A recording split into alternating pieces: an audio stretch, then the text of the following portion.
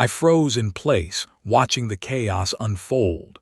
My two boars, Vader and Bristle, charged through the illegal festival set up on my land, sending hundreds of people screaming and scrambling in all directions. Tents collapsed. Sound equipment toppled. Food tables flipped over as the crowd scattered like ants. And there she was, Karen, the self-appointed HOA queen, eyes wide with terror as she slipped in her designer sandals and fell face first into a pool of spilled chili. Her ridiculous floppy hat flew off her head, landing in the mud nearby. This was not how I expected my quiet Sunday to end. But when you push a man too far, when you trespass on his land, vandalize his property, and mock his warnings, nature has a way of delivering justice that no courtroom ever could. I stood at my fence line, arms crossed, watching as my property reclaimed itself, the same land they had called unused, the same animals they had disrespected, the same man they had ignored. That was the moment when 500 people learned a valuable lesson. Just because I live quietly does not mean I will be walked over. And my boars, they were just getting started. It began like any ordinary morning on my rural property. The sun was just breaking through the trees. The roosters had finished their morning calls. I had my coffee in hand, ready to start my daily chores around the farm. That tranquility lasted exactly 7 minutes. The first vibrations came through the floorboards, deep, chest-thumping bass that rattled my windows and sent my dogs into a barking frenzy. At first, I thought it might be road work on the county line, but as the volume increased, I knew this was something entirely different. I stepped out onto my porch and nearly dropped my mug. My jaw fell open as I stared across my 10-acre pasture. My land, my private property, had been transformed overnight into what looked like a full-blown music festival. There were tents, portable stages, barbecue pits, food trucks lining my access road, cars parked haphazardly across my meadow. People were unloading speakers, setting up tables, and stringing lights between the trees I had planted 15 years ago. A massive banner hung between two oak trees. HOA Summer Bash, hosted by Karen. The text was hot pink against a teal background, fluttering in the morning breeze like a flag of invasion. I marched across my field, blood pressure rising with each step. Workers in matching t-shirts were setting up a sound system that could have serviced a small concert venue. I approached the nearest group, who were hammering tent stakes directly into my soil. "What is going on here? This is private property." My voice was steady but firm. The young man looked up, confused. "We were told this was community land cleared for public use. We have permits and everything." "Permits from whom? I am the sole owner of this property. I did not authorize any of this." He called over his supervisor, a woman with a clipboard who seemed equally bewildered. "Sir, we were contracted by the Oakwood Estates HOA for their annual summer event. We were explicitly told this land was designated for community activities." "Well, you were explicitly lied to," I replied. I scanned the growing crowd until I spotted her, Karen Wilson, the self-appointed empress of our neighborhood HOA, directing traffic like she was orchestrating the Super Bowl halftime show. She was easy to spot in her ridiculous oversized hat and white linen outfit that probably cost more than my monthly mortgage payment. A glass of champagne dangled from her manicured fingers at 10 in the morning as she waved people toward my barn. I approached her, restraining the anger building inside me. "Karen, what do you think you are doing on my property?" She turned, her face registering mock surprise that did not reach her eyes. "Oh, good morning. Is not this wonderful? The annual HOA Summer Bash is going to be bigger than ever this year. On my land, without my permission." She waved her hand dismissively. The HOA board voted unanimously to utilize this unused space for community events. We sent notices. I never received any notice. And this is not unused space. This is my private property where I raise livestock and grow crops. Karen sipped her champagne, looking at me over the rim of her glass. Well, we put it in the newsletter. Not my fault if you do not read it. Besides, it is too late now. People are already arriving. The vendors are set up. We have over 500 confirmed guests. I looked past her shoulder to see a line of cars turning into my access road. Families with coolers, teenagers with pool floats, senior citizens in sun visors. It was an invasion. Cancel it now, before I call the authorities. Her smile turned cold. I would not do that if I were you. Do you really want to be known as the man who ruined the community event of the year? Think of the children. She gestured toward a bounce house being inflated near my apple trees. Besides, we already collected admission fees, non-refundable of course.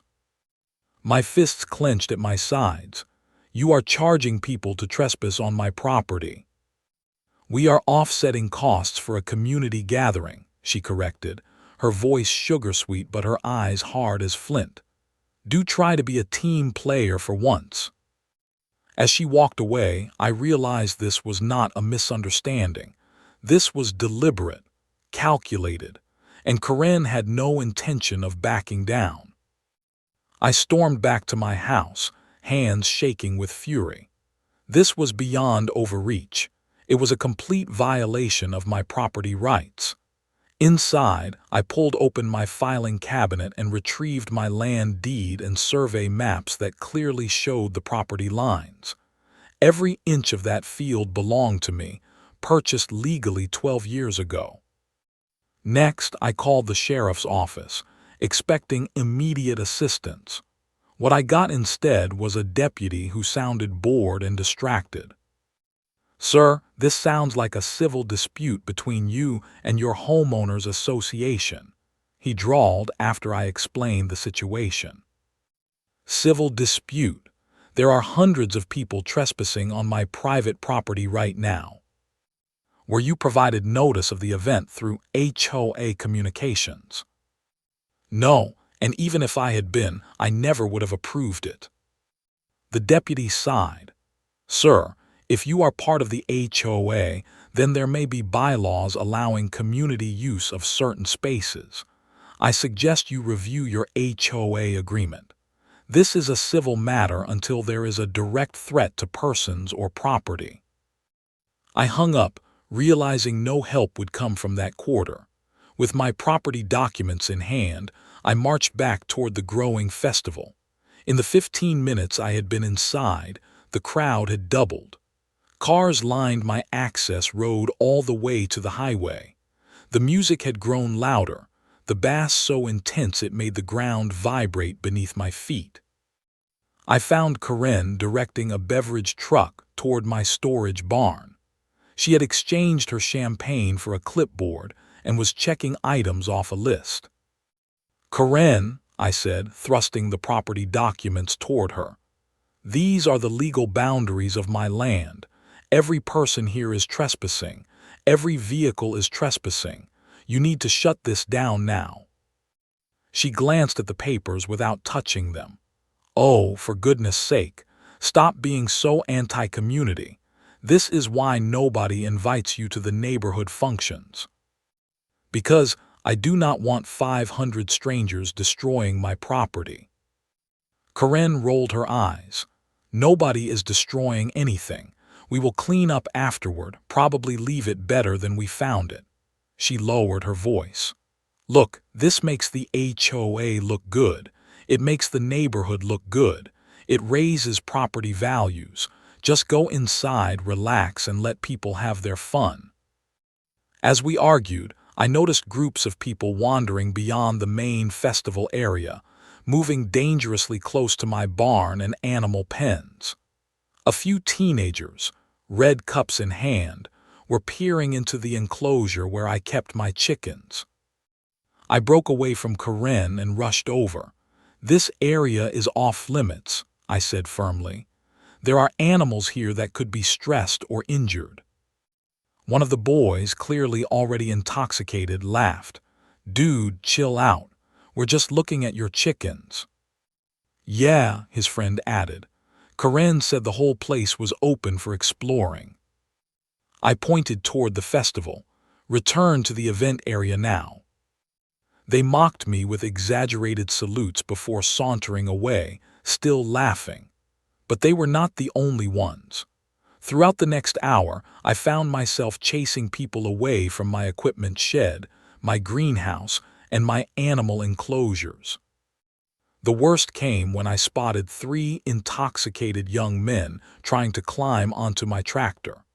One of them had already managed to turn the key I had foolishly left in the ignition. "Get off there immediately," I shouted, running toward them. They scattered, but the damage was done. In their haste to escape, they had knocked open the gate to my livestock area. The latch was broken, hanging uselessly from a single screw. Behind that gate were my 2 most precious animals, Vader and Bristle, wild boars I had raised from piglets after their mother was killed by hunters. They were not dangerous under normal circumstances. They knew me, trusted me, but they were territorial and protective, especially when threatened or surrounded by unfamiliar noises and people. I quickly secured the gate with rope, checking to make sure my boars were still inside. They were packing nervously, agitated by the noise and unfamiliar scents. Vader, the larger of the 2, snorted and pawed at the ground, his dark eyes alert and watchful. "It is okay," I said softly, trying to calm them. "I will fix this." But as I turned back toward the festival that had consumed my property, I wondered how exactly I would do that. The situation was spiraling beyond my control, and my patience was wearing dangerously thin. The afternoon progressed, and with it, my sense of violation deepened. The festival sprawled across my property like an invading army, each hour bringing new indignities. Groups of strangers treated my land like a public park, discarding trash wherever they stood. Children chased my chickens. Teenagers carved initials into trees I had planted when I first moved here. The worst discovery came around 4 o'clock. I had been running from one end of my property to the other all day, trying to minimize damage when I noticed my storage barn door standing wide open. A chill ran down my spine. I kept valuable equipment in there, feed for my animals, tools passed down from my grandfather. As I approached, the extent of the violation became clear. My feed bins had been knocked over, contents spilled across the concrete floor. Tools were missing from their hooks. Empty beer cans and liquor bottles littered the space. Someone had even relieved themselves in the corner, the acrid smell mixing with spilled feed. My hands trembled with rage. This was no longer about an unauthorized party. This was willful destruction. This was theft. This was desecration of the space I had built with my own hands. I stormed back toward the center of the chaos, searching for Karen. I found her by the makeshift stage, instructing vendors to move their equipment further onto my property, encroaching on my vegetable garden. "Karen!" I shouted over the music. She turned, irritation flashing across her face. "What now?" "My storage barn has been broken into, feed destroyed, tools stolen." She shrugged. "File a claim with your insurance or with the HOA. We have a contingency fund for minor damages." "Minor damages? People are destroying my property. This is criminal trespassing and vandalism." "Oh, please, you are being dramatic." "I am calling my lawyer. I will sue you personally and the entire HOA board." For the first time, I saw a flicker of concern cross her face. quickly replaced by smugness. Good luck proving any of this was not for the benefit of the HOA. Everything was approved in our meeting minutes. Perhaps if you attended occasionally instead of hiding out here with your animals, you would have had input. She walked away, leaving me standing there, fists clenched, blood pounding in my ears. I had tried reasoning. I had tried warnings. I had tried threats. Nothing had worked. That night, long after I had retreated to my house in defeat, the party continued under strings of lights that they had hung from my trees. The music finally died down around midnight, but I could not sleep. I sat in my darkened living room, watching through the window as the last revelers staggered to their cars. At first light, I stepped outside to survey the damage. Beer cans, food wrappers, cigarette butts, discarded paper plates. My once pristine field looked like a landfill. But the final straw awaited me at my front gate. Spray painted in neon orange across my wooden fence were the words, "Community over control," alongside crude drawings and profanity.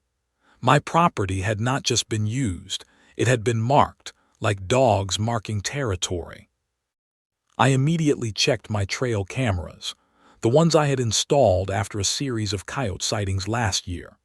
The footage was clear as day. Karen's nephew, Tyler, a college dropout who lived in her basement, leading a group of friends to my fence with spray cans in hand.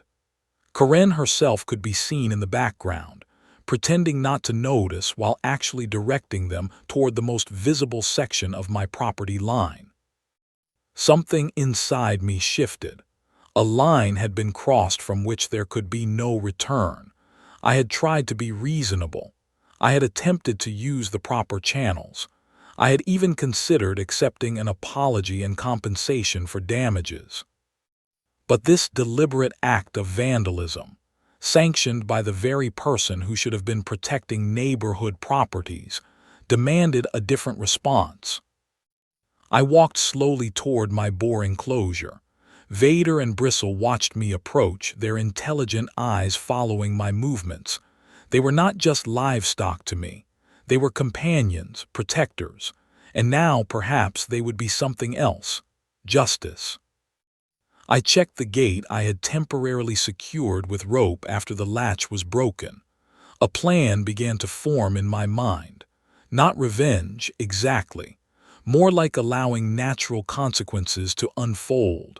I headed back to my house to prepare. The next day dawned bright and clear. Perfect weather for day 2 of Karen's unauthorized festival. From my kitchen window, I could see the early arrivals setting up. Even more people than yesterday.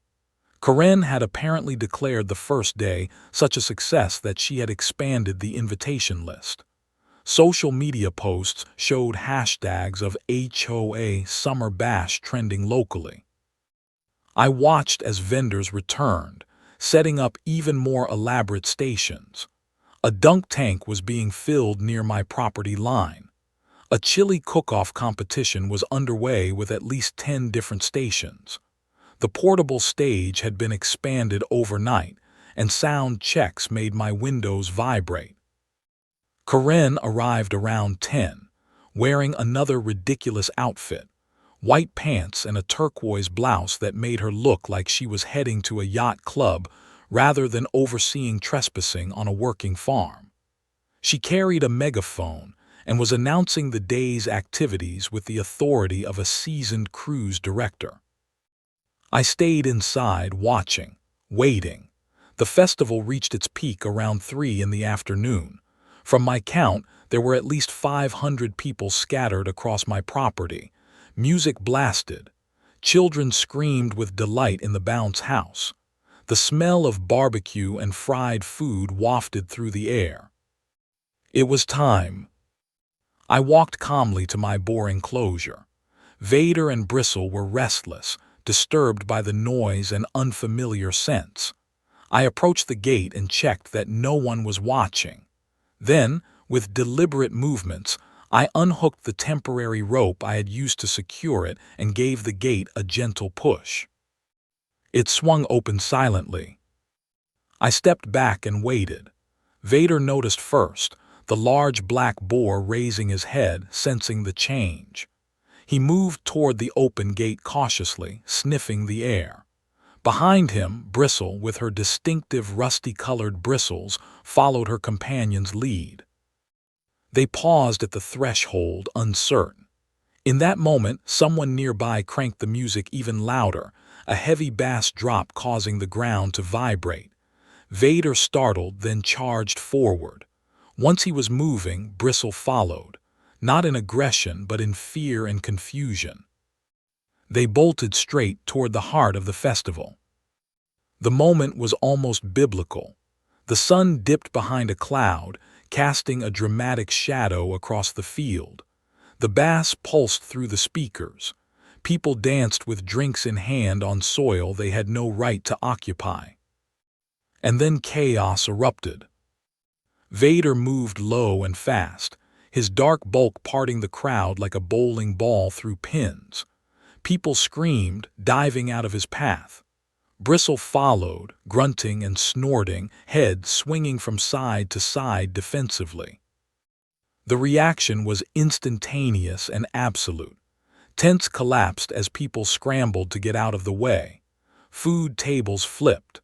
The speaker system toppled when someone tripped over a power cord while fleeing. A group of teenagers who had been lounging in my pasture ran screaming toward their cars. And Karen, imperious, untouchable Karen, slipped in her impractical designer sandals as she tried to run. She fell face first into one of the chili stations, red sauce splattering across her white pants and turquoise blouse. Her floppy hat flew off, landing in a puddle of spilled beer nearby. I stood at my fence line, arms folded across my chest, watching the land reclaim itself. "Sir, your animals are loose," a panicked vendor shouted as he ran past me. "Yes," I replied calmly, "they live here, you do not." Within minutes, the festival had dissolved into absolute pandemonium. Cars backed into each other as people tried to escape. The bounce house deflated when someone unplugged it in their haste to pack up. The chili cook-off became a sea of overturned pots and abandoned trophies. Important to note, despite the chaos, no one was seriously injured. Vader and Bristle were not attacking. They were simply frightened and confused, running through unfamiliar territory trying to find safety.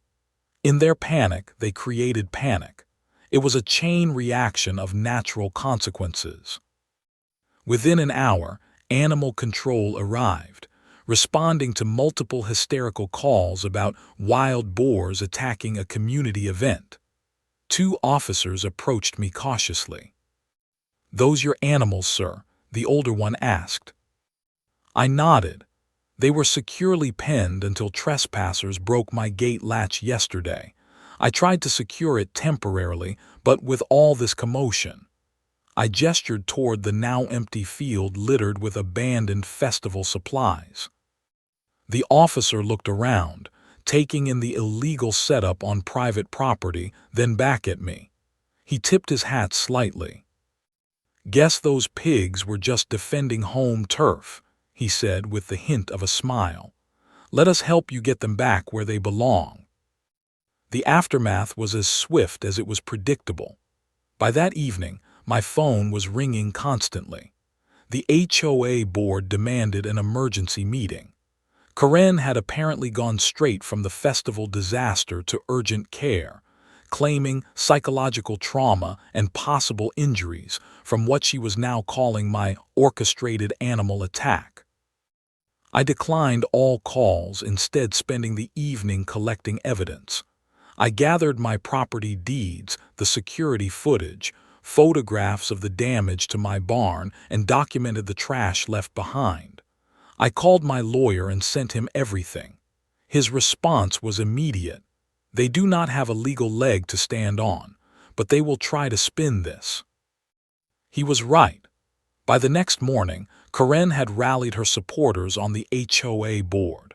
A formal complaint was filed against me for animal endangerment, and reckless behavior endangering the community. They conveniently omitted the fact that the entire event was taking place illegally on my private property. I attended the emergency HOA meeting that evening with my lawyer. The community center was packed, not just with board members, but with festival attendees eager to share their versions of events. Karen sat at the center table, arm in a dramatic sling, a small bandage on her forehead. She had traded her ruined outfit for something equally impractical but appropriately somber. When she spoke, her voice trembled with manufactured emotion. "I was simply trying to build community spirit," she said, "to bring people together. And she pointed at me with her uninjured arm, deliberately released dangerous wild animals into a crowd that included children." Murmurs rippled through the crowd, but my lawyer stood calmly and connected his laptop to the projector. "Before this goes any further," he said, "I think we should review some footage." What played next silenced the room, crystal-clear video showing the unauthorized setup on my property, Karen directing people onto my land, her nephew vandalizing my fence, drunk attendees breaking into my barn, the damaged gate latch. The final clip showed me attempting to warn multiple people away from restricted areas of my property, only to be ignored or mocked. "My client made every reasonable attempt to prevent this situation," my lawyer concluded. "He called the sheriff. He presented property documents. He warned trespassers repeatedly. What we have here is not a case against my client. It is a case of criminal trespassing, vandalism, and destruction of private property." The room had shifted. People who moments ago were glaring at me were now looking sideways at Karen, whose face had gone from righteous indignation to barely concealed panic. The HOA board president, a retired judge who had always maintained a neutral stance toward neighborhood disputes, cleared his throat. "Ms. Wilson, were you aware this was private property when you organized this event?" Karen's voice faltered. The board approved use of community land." "This is not community land," he replied firmly. "Did you seek direct permission from the owner?" Her silence was damning. In the days that followed, the local news picked up the story. Their headline ran, "Boars crash illegal HOA party. Landowner vindicted." The article detailed how an HOA president had organized an unauthorized festival on private property, charged admission fees, and then attempted to blame the property owner when his animals, stressed by the invasion of their territory, broke free from a damaged enclosure. Public opinion shifted dramatically. Neighbors who had attended the festival came forward to apologize, admitting they had no idea the event lacked proper authorization. Several board members publicly distanced themselves from Karen, claiming she had misled them about permissions. Karen, once the unchallenged voice of the neighborhood, was suddenly very, very alone. 2 weeks after the festival disaster, I filed a formal lawsuit against both Karen personally and the HOA as an entity. The charges were extensive: trespassing, property damage, defamation, unauthorized use of private land, illegal collection of fees for access to private property, and harassment. My lawyer advised me that such cases can take months or even years to resolve, but this one moved with surprising speed. The evidence was overwhelming. The property boundaries were clear, and Karen, despite her blustering, had no legal defense for her actions. The deposition was particularly revealing. Under oath, Karen's carefully constructed narrative crumbled. When asked directly if she had received permission to use my land, she was forced to answer truthfully, "No." When asked if she had deliberately misled vendors about the status of the property, she attempted to deflect. I believed it would be fine. The land was just sitting there unused. So that is also a no, my lawyer pressed. Oh yes. When confronted with the footage of her nephew vandalizing my fence, she collapsed entirely. I did not tell him to do that specifically. But you were aware of it and did nothing to stop it. I suppose. The judge assigned to the case reviewed the evidence and issued his ruling faster than anyone expected. His words were unambiguous. This represents one of the most egregious abuses of HOA authority this court has seen. The defendants not only trespassed, but attempted to profit from unauthorized use of private property, then engaged in defamation when confronted with their wrongdoing. The judgment awarded me significant compensation for property damage, emotional distress, and punitive damages designed to discourage similar behavior in the future. The HOA insurance would cover some costs, but Karen was personally liable for the acts of vandalism and defamation. Additionally, the court ordered a formal, public apology from the HOA board to be published in the community newsletter and local paper. The final blow came from within the neighborhood itself. A special election was called to determine Karen's future as HOA president. The vote was not close, 87% in favor of removal. Her 6-year reign had ended in disgrace. In the aftermath, I invested in reinforcing my boundaries. A new, improved fence now surrounded my property, 8 feet tall with clear, no trespassing signs every 50 feet. Security cameras monitored every approach. Motion sensors alerted me to any unauthorized entry. These were not measures taken out of paranoia, but clarity. The incident had revealed just how vulnerable private property could be when faced with entitled determination. I forgave the trespass, but I would never forget who had crossed the line first. As summer turned to fall, a sense of normality returned. The new HOA board, led by a thoughtful retired teacher, approached property rights with appropriate respect. Community events were held in properly designated areas. Permissions were sought and documented. The lawsuit settlement paid for repairs to my barn, replacement of stolen tools, restoration of damaged land, and the new security system. The remaining funds I donated to a local land conservation trust dedicated to protecting rural properties from development. A final statement about the value of boundaries. Karen, unable to face her neighbors after such public humiliation, quietly listed her house for sale. There were no goodbye parties, no farewell gatherings. One day a moving truck appeared, loaded her possessions, and departed. The "For Sale" sign on her lawn stood as the last physical reminder of her presence in our community. Justice had been served, not by vengeance but by truth, not by retaliation but by rightful restoration. By the following spring, my land had healed itself. The grass grew thick and green where festival goers had trampled it down. Wildflowers reclaimed the spaces where tents had stood. Nature, resilient as always, erased the human intrusion, leaving no visible trace of that chaotic weekend. I spent the winter designing and building a new, expanded barn to replace the one that had been violated. The new structure was larger, sturdier, with special areas designated for each type of animal. For Vader and Bristle, I created a spacious enclosure with a mud bath and rooting area, a reward for their unwitting role in reclaiming my territory. The boars themselves had returned to their peaceful existence.